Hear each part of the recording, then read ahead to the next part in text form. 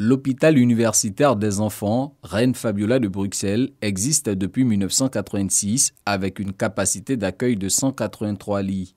40 000 patients, principalement des enfants, y sont traités chaque année.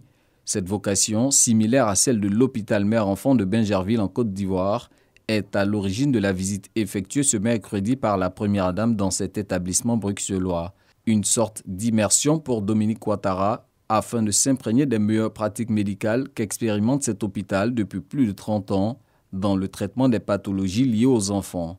On a un peu un enjeu commun, c'est celui de mettre vraiment, de donner toute la place à l'enfant, que l'enfant soit au cœur des soins qu'on lui prodigue, et c'est un petit peu l'objet même et l'objectif d'un hôpital d'enfants. C'était une visite très enrichissante, on a pu échanger sur nos différents modèles de fonctionnement, pour construire un futur partenariat.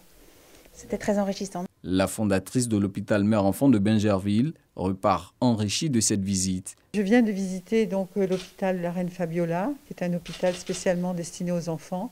Nous avons plusieurs points communs avec l'hôpital mère-enfant de Bingerville et nous avons pratiquement décidé de faire une collaboration, un partenariat entre nos deux hôpitaux et j'espère que ça se fera très bientôt.